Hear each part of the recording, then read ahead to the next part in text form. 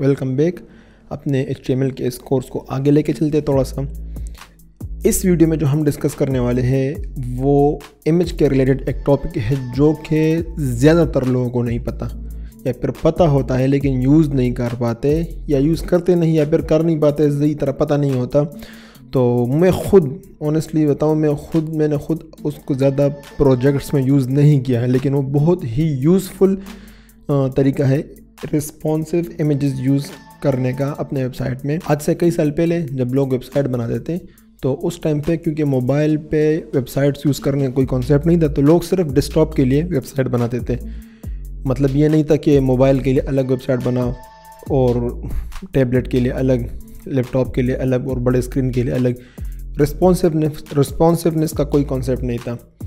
तो अभी तो CSS के मतलब मीडिया क्यूरीज और रिस्पॉन्सिव फर्स्ट वेबसाइट्स लोग बनाते हैं, मतलब पहले मोबाइल के लिए बनाते हैं फिर डेस्कटॉप के लिए बनाते हैं। कंपेयर टू लैपटॉप मोबाइल लोग ज़्यादा यूज़ करते हैं। नॉर्मली मीडिया क्यूरीज जो है ये CSS का टॉपिक है, लेकिन हम इसको HTML में थोड़ा सा छेड़ेंगे क्योंकि HTML में एक नया एट्रीब्यूट, एक नया एलिमेंट है जो कि बहुत ही काम का है और आपका बग़ैर यूजिंग मतलब CSS के यूज़ किए बग़ैर आप उसको इमेजेस के डिफरेंट वेरिएशंस आप यूज़ कर सकते हो। टाइम ज़ाया किए बगैर स्टार्ट करते हैं। यहाँ पे मैंने एक फ़ाइल बनाया हुआ है image.html के नाम से।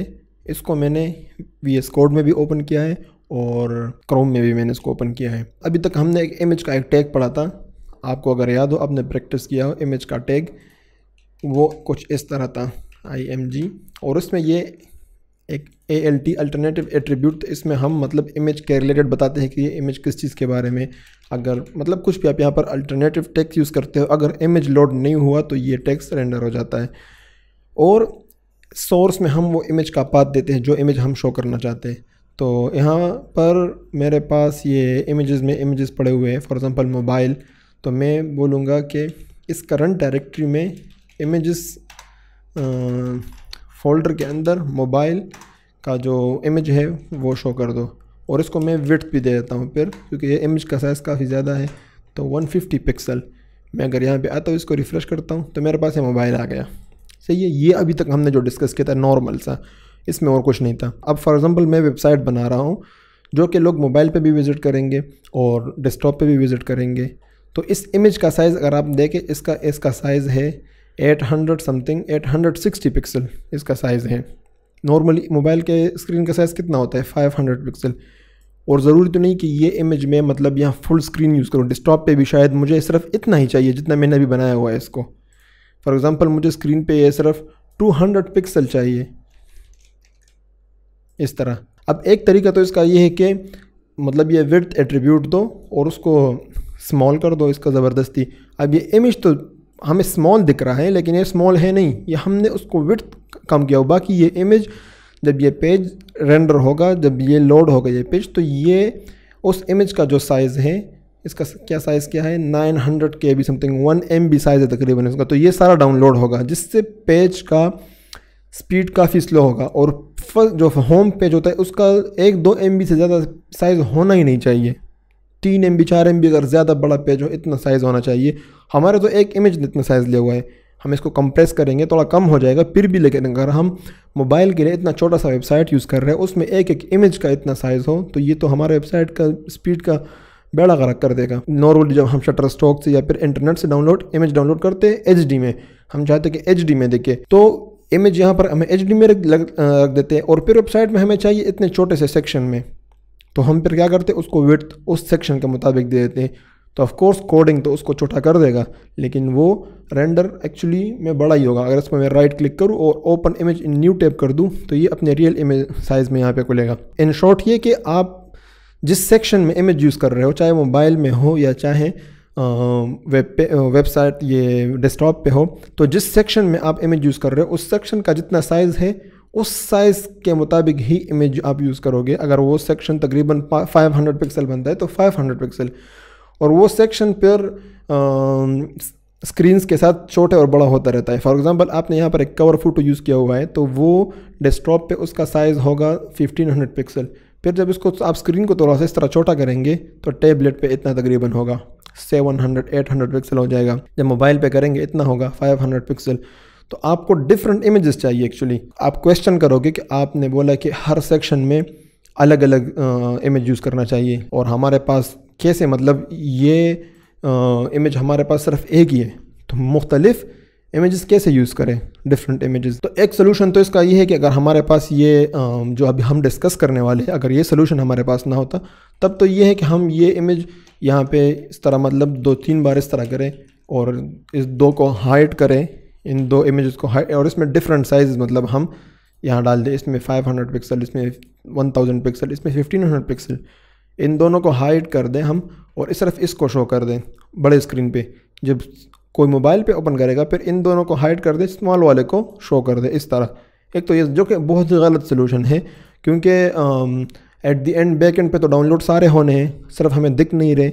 इसका हमें HTML5 ने बड़ा अच्छा सोल्यूशन दिया हुआ है, मतलब हमें कोई मल्टीपल टैग्स यूज़ करने की ज़रूरत नहीं है, हमें सिर्फ एक टैग यूज़ करेंगे इमेज का। बट इसका एक नया एट्रीब्यूट है, उसका नाम है src set।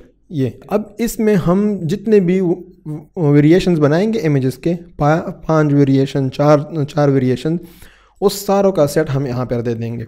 सही है। अब मैं आपको दिखाता हूँ, मेरे पास यहाँ कुछ इमेजेस हैं, ये साइज़ में मैंने रखे हुए हैं, ये डिफरेंट इमेजेस हैं मेरे पास, और इनके आप साइज़ देखो, ये 250 पिक्सल है, 500 पिक्सल, 1000 पिक्सल मैंने इसके ऊपर लिखा हुआ है ताकि जब इमेजेस चेंज हो तो हमें पता चले। अब ये डिफरेंट इमेजेस मैंने रखे, मैंने उसके डिफरेंट वेरिएशंस बनाए हुए हैं। तो सबसे पहले तो मैं इस इमेज को हटा देता हूँ, ये mobile.png, क्योंकि जो वो नए इमेजेस को अपलोड करना है। तो सेम फोल्डर में साइज़ का एक डायरेक्टरी फोल्डर है, उसके अंदर फिर मैं उसका नाम उनके नाम मैंने ऐसे दिए हुए हैं, 250 पिक्सल, 500 पिक्सल। तो 250 पिक्सल तो मोबाइल होता नहीं, मैंने वैसे बना दिया है, लेकिन 500 पिक्सल से हम स्टार्ट कर लेंगे। तो 500.jpg ये एक इमेज का नाम है। सही है। मैं इस पे आके अगर रिफ़्रेश कर दूं तो ये एक आ गया मेरे पास, मतलब सिर्फ एक ही मैंने बनाया। लेकिन यहाँ पर जो कमाल है उसके बाद वो ये है कि हमने यहाँ पर एक स्पेस देना है, और फिर इस इमेज का साइज़ जो है, विड्थ जो है, वो हमने यहाँ पे साथ में मेंशन करना है। ये क्यों मेंशन करना है? फास्ट रेंडरिंग के लिए, वो मैं आपको बताता हूँ कैसे। तो ये मैंने एक सेट दिया, फिर इसके बाद आपने कॉमा देना है, और ये सारा मैं कॉपी कर दूंगा दोबारा, क्योंकि सारा हमने दोबारा यहाँ पे पेस्ट करना है। और दूसरा मेरे पास एक इमेज है 1000। सही है। ये इमेजेस के साइज़ को ख़ुद देखेगा, और उस हिसाब से ये जब ये स्क्रीन का साइज़ 1000 तक पहुँच जाएगा तो ये 1000 वाला इमेज कर देगा। ये इसी ऑर्डर में आप लोगों ने देने हैं। फिर 30 के बाद तीसरा, ये डबल कोमा हो गया, ये घटा के फिर मेरे पास एक और इमेज है, ये 1500 पिक्सल वाले। तो ये मैं इसका साइज़ इस तरह दे दूँगा। और विड्थ अभी मैं इसका हटा दूँ, क्योंकि अभी हमें विड्थ ऑलरेडी यहाँ पर इमेज हिसाब से मैंने दे दिया है। अब मैं इस पर आके यहाँ पे रिफ़्रेश कर देता हूँ इसको, तो 1500 वाला, क्योंकि हम बड़े स्क्रीन पे है तो 1500 पिक्सल वाला इमेज अप्लाई हो गया। रिसाइज करता हूँ इसको। अच्छा, काम नहीं कर रहा। ये क्यों काम नहीं कर रहा है मैं आपको बता रहा हूँ। ये काम इसलिए नहीं कर रहा, मैं इनकॉग्निटो मोड में ऑन कर देता हूँ और इसमें यहाँ पे कर देता हूँ। यहाँ भी काम नहीं कर रहा, इंस्पेक्ट कर दो और रिस्पॉन्सिव मोड में। ये इंस्पेक्ट करने के बाद इंस्पेक्ट एलिमेंट, यहाँ से हम वेबसाइट का सारा वो कोड देखते हैं कि क्या यूज़ हुआ है। इस वेब डेवलपर टूल्स हैं सारे, कंसोल, सोर्स, नेटवर्क, ये हम डिस्कस करेंगे आगे फ्यूचर में। बट अभी सिर्फ आपको इतना बता दूं, जब हम रिस्पॉन्सिव वेबसाइट बनाते हैं तो हम इसको मोबाइल मतलब क्रोम में भी चेक कर सकते हैं। ये मोबाइल का छोटा सा आइकन आप लोगों को नज़र आ रहा हो, इस पर क्लिक करें तो यहाँ पे आपके पास डिफरेंट मोबाइल है, लैपटॉप के स्क्रीन, डिफरेंट मोबाइल स्क्रीन। तो यहाँ से हम चेक कर सकते हैं कौन से मोबाइल पे ये कैसा दिखेगा। तो मैंने इसको रिस्पॉन्सिव पे छोड़ा ताकि मैं अपनी मर्ज़ी से उसको छोटा और बड़ा इस तरह करूँ स्क्रीन। अब मैं ऐसे आता हूँ, हाँ देखो इधर आ गया तो ये चेंज हो गया। तो फिर रिफ़्रेश कर दूँ, मैं रिफ़्रेश करने पर वो 1000 हो गया। अब यहाँ पे मैं 5, यहाँ पर आप साइज़ देख रहे हो, मैंने अब 500 से छोटा कर दिया। अब रिफ़्रेश कर दूँ, अभी वो नहीं आ रहा, तो थोड़ा और छोटा कर दूँ, ये अभी आ गया। इसके पीछे एक रीज़न है, वो ये गूगल क्रोम में ये प्रॉब्लम करता है। इसको हम ओपन करते हैं फायरफॉक्स में, फिर देखते हैं। देखो फायरफॉक्स में ये परफेक्टली काम करता है। जैसे हम 1000 आ जाते हैं ना 1000, तो 1000 वाले अप्लाई हो गया। फिर 1000 से जैसे हम ऊपर गए ये 1500 में चला गया। अब मैं आपको रीज़न बताता हूँ कि ये क्यों नहीं काम कर रहा क्रोम पे। ये टैग यूज़ करने का जो मेन मकसद हमारा होता है वो ये होता है कि मतलब जब हम स्क्रीन छोटा होता है वहाँ पर बड़े साइज़ वाला इमेज लोड ना हो ताकि हमारा टाइम बच जाए। अब क्रोम का ये बहुत इसका मशहूर है कि ये कैश है, बहुत ये कैश एक मरतबा स्टोर कर लेते तो उनका कैश क्लियर करना बड़ा डिफ़िकल्ट होता है। तो अब जब बड़े स्क्रीन पे यहाँ पे आ जाता हूँ मैं और यहाँ पर मैंने रिफ़्रेश कर दिया, ऑलरेडी उसने वो इमेज डाउनलोड कर दिया है तो इसने वो कैश में स्टोर कर दिया। अब चाहे वो आप छोटे स्क्रीन में ओपन कर दो या फिर बड़े स्क्रीन में, वो टाइम नहीं लेगा। तो वो ऑटोमेटिकली देखता है ये टैग, अगर ऑलरेडी एक इमेज डाउनलोडेड है तो वो टाइम तो लेगा ही नहीं, तो वो दोबारा उस स्मॉल को रन करता ही नहीं। हालांकि इस तरह नहीं होना चाहिए, ऐसे होना चाहिए कि जो आपको रूल दिए गए हैं उसके हिसाब से चलो, चाहे जो सा भी स्क्रीन हो। तो इस तरह इमेज टैग के साथ हम SRC सेट का एट्रीब्यूट लगा के डिफरेंट वर्जन ऑफ इमेजेस हम यूज़ कर सकते हैं, मतलब डिफरेंट साइज हम यूज़ कर सकते हैं। अच्छा, ये तो जो मैंने स्टार्ट में बताया ये तो हो गया पाथ। अब ये क्या है, ये हम एक्चुअली इमेज का साइज़ बताते हैं, विड्थ। नॉर्मली क्या होता है जब क्रोम इमेज डाउनलोड कर देता है तो हम इमेज का सारा डाटा एक्सेस कर सकते हैं, मतलब जो ब्राउज़र होता है उसको ऑलरेडी पता चलता है कि इमेज का साइज़ क्या है, इमेज का विड्थ क्या है, ऐसा। तो हमें ये बोलने की ज़रूरत नहीं है कि कितना साइज़ है। लेकिन चूँकि मैंने स्टार्ट में बोला कि ये एक्चुअली ये सारा SRC सेट का मतलब ये है, मकसद ये है कि हमारा इमेज जल्दी रेंडर हो, जल्दी शो हो। तो ब्राउज़र को कब पता चलता है कि इमेज का साइज़ क्या है या इमेज का विड्थ क्या है, जब वो कंप्लीट डाउनलोड कर देता है। तो हम ब्राउज़र को आसानी के लिए पहले से ही उसको बोल देते हैं कि ये जो इमेज का पाथ मैंने दिया हुआ है ये तो नाम है, इसका आप नाम कुछ भी दे सकते हो। तो हम ब्राउज़र को बताते हैं कि ये जो हमने जो पाथ दिया इमेज का, इसका साइज़ ये है, तो आपको देखने की ज़रूरत नहीं है, इसको डायरेक्ट इसी साइज़ में रेंडर करना है। सही है, तो हमने उसके लिए थोड़ा सा ईजी कर दिया। एक और तरीका है, एक और हमारे पास टैग है HTML5 का, उसका नाम है पिक्चर टैग। अब पिक्चर टैग के थ्रू भी हम बहुत ईजीली और इससे बेटर तरीके से हम उसको यूज़ कर सकते हैं, डिफरेंट इमेज के डिफरेंट साइज़, और यही बेस्ट तरीका है जो पिक्चर वाला है। तो हम क्या करते हैं, अब पिक्चर में हमने SRC सेट यहाँ पे नहीं लगाना, एट्रीब्यूट यहाँ पे उसका हमने एंटर करना है, और उसके अंदर ही हमारे पास एक और टैग है जो सिर्फ इसका है, सोर्स टैग। हमने पिक्चर का सोर्स इस सोर्स टैग के अंदर देना है, और ये सिंगल टैग, ये क्लोजिंग टैग नहीं है। इसका मतलब क्लोजिंग टैग इस तरह नहीं है कि हम इसका सोर्स को क्लोजिंग टैग दे दें। फिर इस सोर्स को हमने SRC सेट देना है इस तरह, और मैं इसी को कॉपी कर देता हूँ। यहाँ पे हमने ये नहीं देना इसका ये, तो मैंने इसको ये सोर्स दिया 500 पिक्सल, और फिर इसका एक और एट्रीब्यूट है हम वो देंगे, और वो है मीडिया। अब ये मीडिया क्या है, ये मीडिया एक्चुअली मीडिया क्यूरीज, ये CSS का टॉपिक है जिसके थ्रू हम रिस्पॉन्सिव वेबसाइट्स बनाते हैं।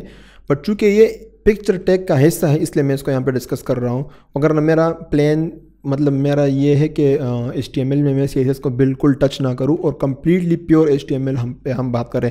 इस तरह जब हम CSS में जाएंगे तब हम सिर्फ और सिर्फ HTML और CSS पे बात करेंगे, जावास्क्रिप्ट को टच नहीं करेंगे। इस तरह स्टेप बाय स्टेप जाएंगे तो आपको डिफ़िकल्ट ना हो। लेकिन यहाँ पर अगर ये मीडिया आपको समझना है तो टेंशन लेने की ज़रूरत नहीं है, आपको डिटेल में इसका टॉपिक आएगा। बट सिर्फ इसको अभी एज रट्टा समझ ले, और इतना डिफ़िकल्ट है भी नहीं। ये डबल ब्रैकेट है ना, ये नॉर्मल जो ब्रैकेट्स है, इसके अंदर हमने लिखना है कि मैक्स डॉट विड्थ। इस तरह मैं बोलूँगा कि मैक्स डॉट विड्थ, मतलब जब ब्राउज़र हमारा जो हो या स्क्रीन जो हो उसका साइज़ जब मतलब हम मैक्स विड्थ के बाद जो भी हम लिखेंगे 500 पिक्सल, ये साइज़ उसका हो, तब आपने ये पिक्चर अप्लाई करना है। सही है, ये हमने बोलना है।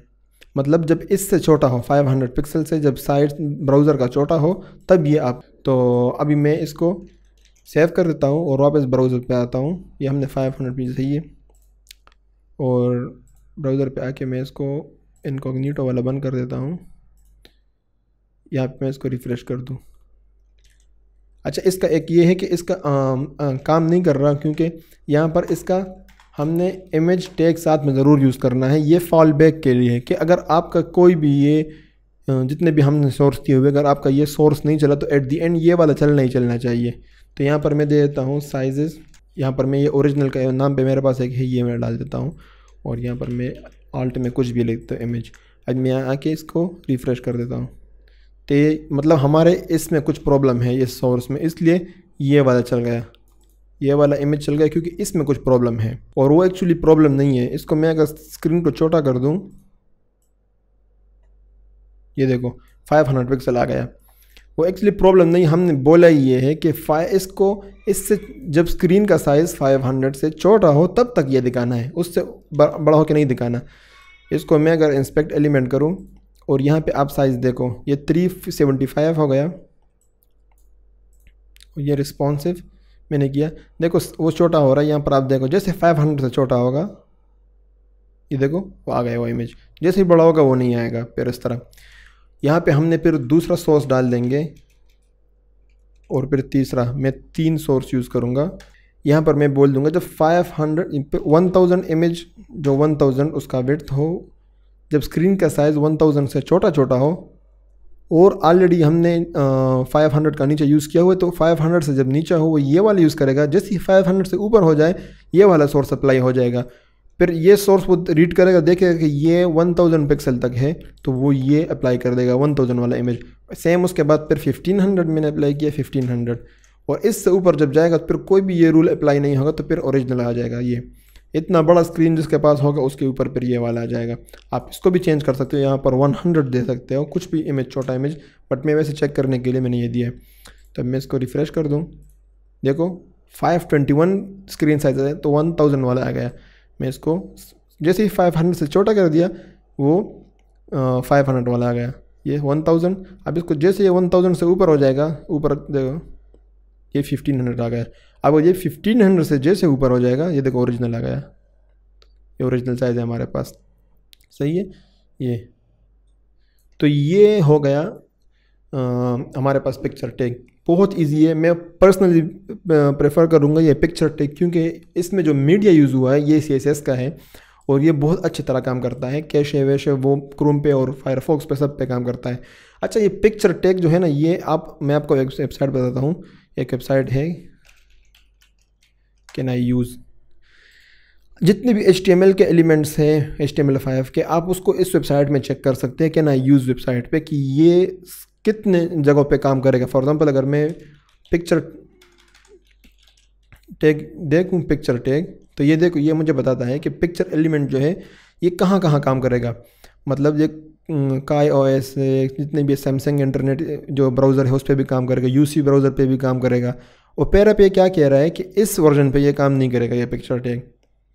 मतलब ओपेरा मोबाइल जो है, एंड्रॉयड जो ब्राउज़र है, जो पुराना वाला ब्राउज़र है, आई थिंक उस पर काम नहीं करे 2014 वाला। 2014 के मोबाइल किसके पास होंगे, और जिसके पास होंगे भी वो आई डोंट थिंक ये वेबसाइट चूज़ करेगा। ओपेरा मिनी पे बिल्कुल काम नहीं करेगा ये। तो इस तरह आएंगे iOS पे, क्रोम पे बहुत पुराने वर्जन जो है 2014 वाले, उस पर काम नहीं करेंगे। बाकी सब पे, इस तरह फायरफॉक्स पे, एज पे भी काम करेगा। ये जो है ना, ये वाला कचरा ब्राउज़र, इस पे बिल्कुल काम नहीं करेगा, और इस पे अच्छा ये काम नहीं करे, इसको बिल्कुल भी ना यूज़ करें। ये इन्होंने तो IE पे भी काम नहीं करेगा। तो ये आप यूज़ करें, यहाँ पर जितने भी टैग्स हैं आप इसको यूज़ कर सकते हैं। फॉर एग्जांपल मैं यूज़ कर दूँ src set and size attributes. ये देखो ये भी तकरीबन सब पे काम करता है सेम उस तरह। कुछ भी मतलब आप यहाँ पे यूज़ कर सकते हो, div HTML div एलिमेंट, ये तो सब पे काम करता है। तो पिक्चर के बारे में बता रहा था कि अगर आप वेबसाइट बना रहे हो, बदकिस्मती से अगर आप वेबसाइट IE के लिए बना रहे हो, इंटरनेट एक्सप्लोरर के लिए, तब पिक्चर टैग आप यूज़ नहीं कर सकते, या फिर ओपेरा मिनी के लिए। बाकी अगर आप ऐसे यूज़र्स के लिए बना रहे हो जो IE यूज़ नहीं करेंगे, IE मुझे नहीं लगता कहाँ यूज़ होगा। पाकिस्तान के बैंकों में सिर्फ यूज़ होता है, और मुझे नहीं पता और कहाँ पर यूज़ होता है।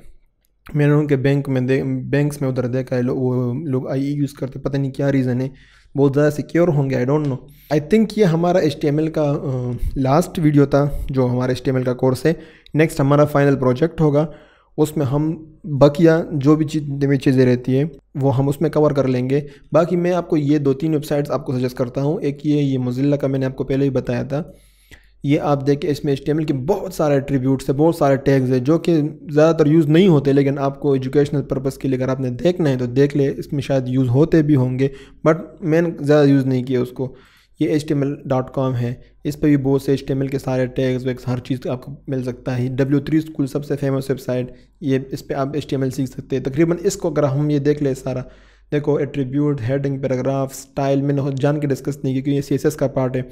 फॉर्मेटिंग, कोटेशंस, ये कोटेशन के टैग, ये comments, list, tables, images, links, colours, ये सारे हमने डिस्कस कर दिए। आई फ्रेम, लेआउट, रिस्पॉन्सिव, ये इन्होंने दरमियान में कुछ CSS की चीज़ें लगाई हुई है जो मैंने जान के डिस्कस नहीं किया, तकरीबन बाकी सारे फॉर्म्स ये हमने डिस्कस कर दिए वीडियो। तो आप इसमें जो हमने नहीं डिस्कस किया आप इसमें से वो देख सकते हैं। ये 2-3 वेबसाइट काम के वेबसाइट्स हैं। बाकी जो कुछ काम की चीज़ें और रहती हैं, इंशाल्लाह नेक्स्ट जो हमारा प्रोजेक्ट है फाइनल, उसमें वो हम पूरा कर लेंगे वो कसर। नेक्स्ट प्रोजेक्ट जो है वो बहुत काम का है, वो मिस नहीं करना आप लोगों ने, वो देख लें। इवन अगर आप लोग प्रोफेशनल भी हो HTML आपको आता हो तब भी उसको देख लो, क्योंकि HTML में आप लोगों ने अभी तक इस तरह विदाउट टचिंग CSS और जावास्क्रिप्ट को हम हाथ भी नहीं लगाएंगे, और उसके बावजूद मैं आप लोगों को दिखाऊंगा कि कैसे इतना अच्छा वेबसाइट बना सकते हैं। बाकी एक और चीज़ जो मैं हर वीडियो में भूल जाता हूँ, आपके जितने भी क्वेश्चन है वो अपनी जो कमेंट्स में करें, क्योंकि हर वीक में टेक पॉडकास्ट करूँगा, उसमें मैं सारे आपके जितने भी क्वेश्चन है मैं उसका आंसर करूँगा, जितने भी आपके क्वेश्चन है, और कोशिश करूँगा आप कोई चीज़ इस तरह है जो आपको समझ नहीं आती है तो उसको नेक्स्ट वीडियो में मैं कवर करूँ। अगर आप कमेंट्स करोगे तो तभी मुझे पता चलेगा। तो मिलते हैं इंशाल्लाह नेक्स्ट प्रोजेक्ट वाली वीडियो में, तब तक एंजॉय करें और प्रैक्टिस करें। अल्लाह हाफिज़।